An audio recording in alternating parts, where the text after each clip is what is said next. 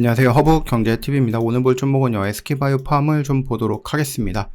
오늘도 거의 15만원 언저리까지 좀 올라가는 모습이에요. 그래서 강한 모습을 좀 보여줬고요. 코스닥은, 정말로 강했습니다. 거의 한 4% 가깝게 움직여주면서 코스피랑은 정반대의 움직임을 보여줬습니다. 로봇으로 시작을 해가지고, 바이오도 좋았고, 일단 2차 전지가 딴지 걸지 않고 잘 따라가주는 모습을 보여주다 보니까 오늘은 참 강했어요. 오늘 아침에 좀 얘기가 나왔던 것이 있는데, 일라이 릴리가 그 마운자로를 우리나라에서 생산하겠다라는 얘기들을 하더라고요. 그러면은 그게 어디야? SK라는 얘기가 있었는데, 물론 이제 SK 팜테코 관련돼서 좀 얘기가 나와졌습니다. 근데 우리는 이제 팜테코가 아니라 SK 바이오팜을 보고 있는 거라서 어떻게 보면 직접적으로 연결고리가 있는 거는 아니에요. 왜냐면 SK 팜테코에서 펩타이드 원료를 생산을 하고 펩트론에서 완제 생산이 유력하다 이런 얘기가 나와줬기 때문에 SK 바이오팜과는 연결되어 있지는 않다 이렇게 보시면 될 것 같습니다. 다만 SK라는 그룹 안에서 헬스케어 전략이라는 측면에서 놓고 보면은 그래도 나름의 의미는 있을 수 있지 않을까라고 생각을 해요. 팜테코는요, 제조라든지 CDMO 쪽에 확장이 되어 있는 회사고요. SK 바이오팜은요, 신약 개발과 파이프라인을 갖고 있는 회사 이렇게 이해하시면 될 것 같아요. 그렇기 때문에 서로 좀 비즈니스 구조가 그 다음에 하는 일이 다르긴 해요. 그래서 이번에 마운자로랑 연결되면서 SK 바이오팜이 뭔가 이제 은근슬쩍 뭔가 이제 수혜를 받을 거야 라는 기대를 하기는 했는데 실질적으로 이렇게 뚜렷하게 연결되어 있다라고 보기는 조금 어려울 수 있다. 이렇게 좀 말씀을 좀 드려보겠고, 오늘도 나오기는 했는데 뉴스가 어저께도 우리가 잠깐 보기는 했거든요. 어떤 뉴스냐라고 했을 때는 이 방사선 의약품에 1조 6천억을 베팅을 하겠다라는 얘기가 나와줬어요. 그 정도로 SK 바이오팜이 세르마메이트 후속작으로 보고 있는 것이 바로 이 암세포를 표적을 잡아서 죽이는 그런 약을 좀 생각을 하고 있는 것 같습니다.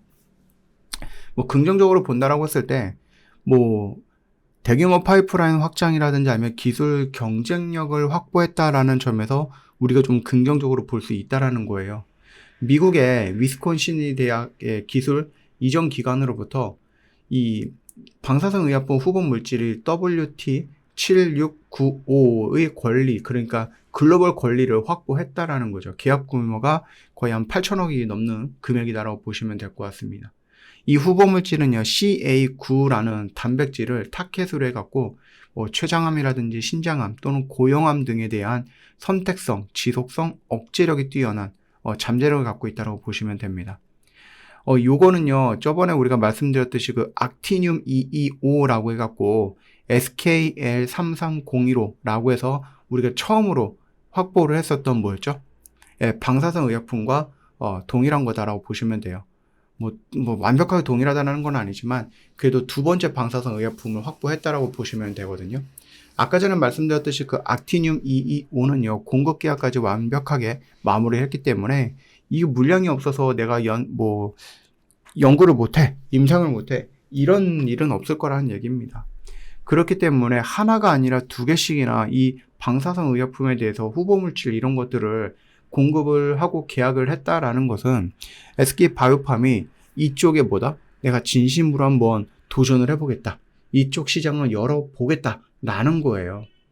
그래서 보통 이제 SK 바이오팜은 중추신경계라고 해서 이제 세르마메이트 또는 스노시 이런 쪽으로 이쪽으로 연결이 되어 있는 부분인데, 일단은 워낙에 세르마메이트가 좋아서 거기서 이제 돈을 직접적으로 벌고 있는 구조거든요.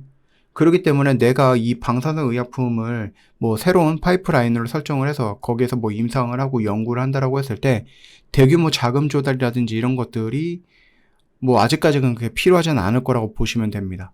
왜냐하면 세노마메이트 돈을 정말로 많이 벌고 있고, 그 세노마메이트는 앞으로 한 2년 3년 정도 매출액과 그걸로 인해서 만들어진 영업이익이 꾸준하게 우상향을 할 거라고 좀 판단이 되고 있는 약이거든요.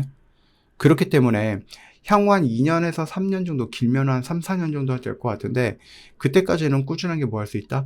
돈을 벌어서 그 돈을 활용해서 이 방사선 의약품을 좀 연구할 수 있다라고 보시면 될 것 같습니다.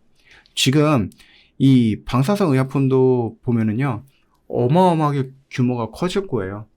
뭐 지금이야 뭐 그렇게 생각했던 것보다 크지는 않고 연평균 성장률이 한 7.5% 정도로 보고 있기는 한데요. 가면 갈수록 성장을 하게 될 거고, 그 노바티스인가요? 거기서 나왔던 그 약 하나가, 야, 이 출시가 된 지 1년밖에 안 됐는데 거기서 매출이 1조 3천억을 만들었다라고 합니다. 어마어마하지 않습니까?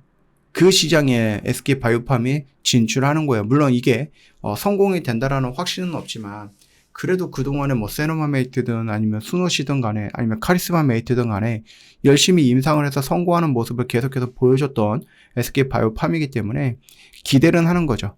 예, 그들이 갖고 있는 기술력, 그들이 갖고 있는 노하우, 이런 것들을 기대를 하는 거고, 만약에 이게 성공을 한다라고 했을 때, 물론 이게 지금 당장 돈이 되는 거는 아닐 거예요. 예, 그때 가봐야 되는 거고, 시간이 조금 오래 걸릴 수는 있지만, 그럼에도 불구하고 미래의 성장 가치를 위한 필요한 부분이다. 이 WT769 같은 경우는 아직 전임상 단계예요.